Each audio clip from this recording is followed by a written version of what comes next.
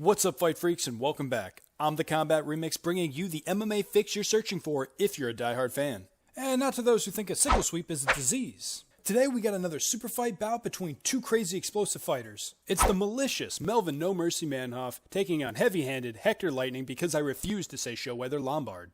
Both these athletes had fights in numerous weight classes over their career, but spent a good portion of it at middleweight. Being 5'8" and 5'9" respectively, this made them the shorter, stockier fighter in most of their bouts. And with that muscular frame, their opponents knew they could pack a lot of power. I've often wondered how a fight between these two explosive athletes would have played out. So I'm guessing this is going to be one hell of a breakdown. Let's get to it.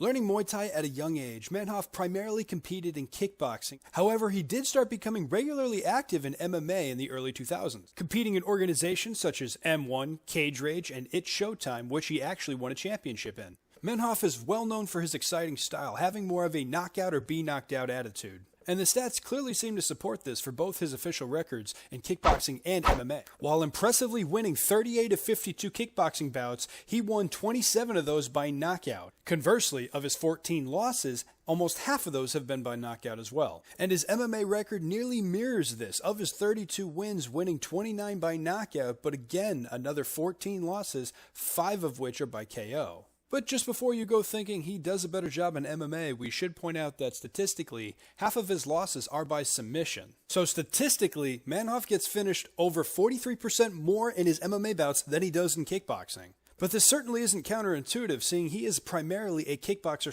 / Muay Thai striker, and he's facing powerful wrestlers, submission grapplers, expert judo and Brazilian Jiu-Jitsu practitioners. And he's certainly not the first person to transfer from a kickboxing background over to MMA. We've witnessed plenty of times where fighters with his similar background have struggled with grapplers. Now, while this is nothing new, the fact does remain that even a decent grappler has a good chance of beating Manhoef, even if he has average striking at best. Manhoef has been defeated by grapplers such as Yoshihiro Akiyama, Yundong Sink, Gegard Mousasi, Paulo Filho, Tatsuya Mizuno, Tim Kennedy, Brock Larson, and Mamed Khalidov. Now, I know this doesn't look great for Manhoef, but let's dive into this a little bit deeper. Because almost everybody on this list is either a Judo or Brazilian Jiu-Jitsu black belt. Many of them are third-degree Judo black belts. And Tim Kennedy, he's an absolute wrestling monster. Then you have Gegard Mousasi, who not only is a Judo black belt, but he's an excellent boxer and kickboxer. But because of Manhoef's striking skill and knockout power, if he fights a grappler, there's just as good a chance that he's going to knock him out before he finds himself in any compromised position on the ground. And we've seen this kind of performance in several of his fights, such as Kazuo Takahashi, who was a wrestler and submission grappler, Kazuo Misaki, who was a third-degree Judo black belt, perhaps Japan's most notorious grappler, Kazushi Sakuraba. We forget he had 19 submissions, was a great shoot wrestler, and defeated at least 4 members of the Gracie family. It took only 90 seconds for Manhoef to get the knockout win. But because this fight was in 2008, I know people will say Sakuraba was not only past his prime, but undersized. So lastly, I'll mention Cyborg Santos. In addition to being a Brazilian Jiu-Jitsu black belt under Cristiano Marcelo, Cyborg, like Manhoef, had a very exciting style with nearly 62% of his wins coming via knockout. Their first meeting in 2006 would be Manhoef's first title defense after winning the Cage Rage Championship. Their second fight would come 8 years later as they fought for the vacant Gringo SuperFight Championship. Both of these fights would see Manhoef defeat Cyborg by knockout. Their second fight only lasting 46 seconds. When compared to the most elite kickboxers, he may not be the most technical striker, but he may very well be the most dangerous. Statistically, Manhoef holds the record for the most wins via knockout by percentage, which at the time of this recording is just under 91%. Even in Manhoef's defeats, so many times it seems he has his opponents on the ropes until a fight-ending blow happens. His fight against Robbie Lawler would be the absolute epitome of this, but another good example would be his fight against Joe Schilling. It looked to be utter domination until the comeback knockout. But as stated before, this has happened many times with grapplers. In several of his aforementioned defeats by grapplers, early in the fight he would look very dominant. But in many cases, he would either succumb to a quick submission or slowly offer less and less offense due to his inability to stop the takedown. Well, if that in itself didn't eventually lead to a submission finish, well then he would just lose a decision. But it's rather impressive to see just how competitive he's been while even outside his prime. I don't know a single person that didn't disagree with the decision loss in his title fight against Rafael Carvalho at Bellator 155, which would have made Bellator the third and most pristine championship he's ever won in MMA. But nonetheless, he is seen as the uncrowned champ in the eyes of so many people. And again, not to forget, this was all outside his prime. But now we head to a fighter who did officially win the Bellator middleweight championship. Hector Lightning Lombard started off his martial arts career in judo, eventually competing on an Olympic level. He won 3 consecutive gold medals at the Cuban National Championships from 1999 to 2001. Furthermore, winning an additional 5 gold medals within 5 years under the International Judo Federation from the years 2000 to 2004. The Cuban-Australian martial artist eventually rose to the rank of 4th degree black belt in judo and 2nd degree black belt in Brazilian Jiu-Jitsu. But in 2004, he started competing in MMA. And while he may be best known for being the very first Bellator middleweight champion, he's also won titles in smaller MMA organizations, such as the Extreme Fighting Championship, the Cage Fighting Championship, and the Australian Fighting Championship. And let's not forget, he vacated his Bellator middleweight championship to fight in the UFC, which at the time was one of the most exciting signs the UFC had from a competing organization. Now, despite his impressive grappling repertoire, Hector Lombard has nearly 6 times as many knockout wins than he does by submission, making him fairly well known for his explosiveness and power. Now, while not being an expert striker per se, Lombard fought in a kickboxing bout in Melbourne, Australia in both March and June of 2007, winning both fights by decision, showing others the confidence he had in his striking, while not even needing the threat of his grappling to even enter his opponent's mind. Lombard didn't have the best luck while competing for the UFC, as 2 of his first 3 wins were split decision losses. But we should keep in mind that at the time of his loss to Yushin Okami, Okami was ranked 4th in the entire middleweight division. And as for his split decision loss against Tim Boesch, that was seen as one of the more egregious decisions of that year. In fact, over 83% of the media that was live scoring that fight scored it for Lombard. But on the flip side, 2 of his first 4 fights in the UFC were first-round knockout victories, those being over Nate Marquardt and Husamar Palhares. Lombard's fight with Jake Shields, although maybe not the most flashy fight, is one of the best fights he had in the UFC in terms of demonstrating his grappling dominance. Shields is a very decorated jiu-jitsu practitioner and grappled with the likes of Yoshihiro Akiyama and all his judo expertise. So it was rather impressive to see him easily shut down the grappling attempts of Shields while repeatedly taking him over and pretty much just ragdolling him for 3 rounds. Because of his naturally aggressive style and explosiveness, people forget just how good of a grappler Lombard is because he always just let his heavy hands do the talking. You know you're a real serious threat when you can dominate a man like Jake Shields on the ground. Not to mention he did the exact same thing to Jesse Taylor, future UFC fighter, and a man who was able to out-grapple James Krause. So not only did Lombard out-grapple that guy, but he finished him with a heel hook. But unfortunately, his win over Jake Shields would be the last one of his UFC career, as he wouldn't see victory for the next 7 fights before leaving the organization. Now, I know that sounds really bad, especially considering he went on a 25-fight unbeaten streak after his loss to Gegard Mousasi in Pride. However, this is just superficial, and if you dive a little bit deeper, perhaps it's not as bad as it seems. Lombard originally defeated Josh Berkman by decision, however, that was overturned to a no contest when it turned out he failed his drug test. And he started off very dominant in his next 2 fights, but unfortunately, he gassed really, really bad against Neil Magny, which allowed him to take over and pretty much seal the TKO victory.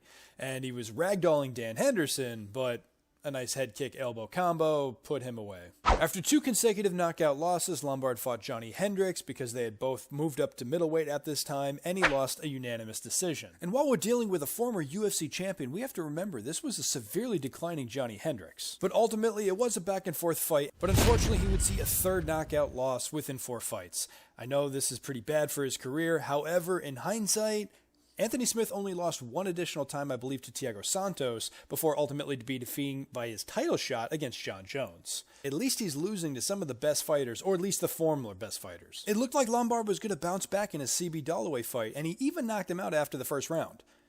But he literally knocked him out after the first round. He landed 2 punches after the bell was rung, and because CB Dalloway was unable to continue, it was declared a disqualification loss. Now this is pretty rough. No victory in 6 fights, and it looked like he easily could have won at least half of them. And if that wasn't worse, his final fight in the UFC was against Talis Leites, and he would lose at a unanimous decision. In October of 2019, Lombard announced he had left the UFC and signed with Bare Knuckle Fighting Championship. At the time of this recording, he's had 2 fights in the organization, winning both. The second was a TKO victory over former UFC fighter Kendall Grove. Now I know we pointed out some ups and downs in both these fighters, but this is a prime versus prime fight. Who would win if they were both at their physical peaks in the best shape they could possibly have ever been in their career? So who takes the edge? Well, nobody is going to argue that Lombard doesn't have the ground advantage. And it's pretty safe to say with just as much confidence that Manhoef is going to be the better striker. But this fight won't be an old school striker versus grappler bout. Now, Lombard may have a much more decorated grappling pedigree, but we need to take in consideration that he has nearly 6 times as many KO wins as he does by submission. Now, that being said, I would still give Manhoef the edge in knockout power. After all, we're talking about a guy who knocked out Mark Hunt, who is known for having an iron chin. But just because we agree that Manhoef is the more polished striker doesn't mean that Lombard doesn't pose a threat on the feet. While Manhoef has absolutely thrashed many of his opponents in under a round, plenty of opponents were able to lure Manhoef into more of a brawl-like fight, making it a much more closely contended fight than people anticipated. Cyborg Santos being just one of the examples of this, who to an extent is a less explosive version of Lombard. But keep in mind that Manhoef won that fight against Cyborg. In fact, he even knocked him out in the 3rd round. But at least on paper, Cyborg is the more decorated striker when compared to Lombard. But I don't want to sell Lombard short. I mean, this is a guy who was able to knock out Nate Marquardt. And while it's true that Marquardt's career was clearly on the decline after losing his Strikeforce belt, we need to remember that Tarek Saffiedine was the one who beat him, and he was just peaking at this point. And then he would go on to lose to Jake Ellenberger, who at the time was knocking out everybody he faced, and immediately fought Hector Lombard. So it stands to reason that this was just really bad matchmaking after losing his belt. The real determining factor for me is, can Lombard use his speed, aggression, explosiveness to at least hang with Manhoef on the feet? Possibly make this fight a brawl. He's not looking to win a technical striking battle because we know that would definitely favor Manhoef. Very rarely was Manhoef ever a tentative fighter, even while fighting grapplers. Well, at least when he was still on the feet. But will he expose an opportunity for Lombard to get in close and take this fight to the ground? And of course, Manhoef has improved his grappling leaps and bounds since switching to MMA from K1. But even with all his MMA experience and grappling training, he still has struggles with the takedown with people who are really good in judo or wrestling. And while facing elite grapplers, all they need is one takedown attempt to either get a quick submission or they just dominate him for the remainder of the round. And this is the result of so many of Manhoef's losses. In their prime, either one of these fighters on any given fight could probably knock out the other. If these two athletes were to fight 20 times, who would win 11 or more? If I had to pick a definitive winner, I'm going with Hector Lombard. Now, I know there's tons of people who are going to be disagreeing with me, and I'm going to hear a lot of hate in the comments. But here's my reasoning. Because this is a prime versus prime fight, it really favors Hector Lombard. While he's always been an expert grappler with explosive knockout power, we also have a pretty good idea of when his technical striking skills and condition were at their best. This is a lot more difficult for Manhoef. When you consider both his MMA and kickboxing career, every point in time really has some difficulties for him. For one, he's been getting knocked out since very early in his career, so that's certainly hindered his durability. Or at least one could make the argument that that's the case. This is very similar in the sense of an Andrei Arlovsky or Alistair Overeem sense, where you have two dangerous strikers who could easily knock out their opponent, but there's always that fear of them being knocked out themselves, even since they're very early in their career. And while even in his MMA career early he started out knocking many of his opponents, when he came across a pretty elite grappler, it didn't go so well for him. And while over the years he clearly improved his grappling credentials, the only problem is that never really showed when he was fighting an expert grappler. And in Lombard's case, he's faster, more explosive, clearly has more knockout power, and is a much better grappler than many other grapplers that Manhoef has faced in the past. It just comes down to Lombard having more ways to win. Submission, TKO, ground and pound, heck, he could even catch him on the feet and knock him out. But even if the finish doesn't come, he could just dominate Manhoef on the ground and win a decision. In a kickboxing bout, I'm taking Manhoef all day, but in MMA, I'm siding with Lombard. I'm anticipating plenty of disagreement for this video, but I'd love to hear your opinions, whether you agree or disagree. Let me know in the comments below, and please let me know any other super fight matchups you'd like me to do in the future. I appreciate the support of all you fight freaks out there. Please like, comment, subscribe. It's the Combat Remix, signing out. Until next time, bringing you your MMA fix.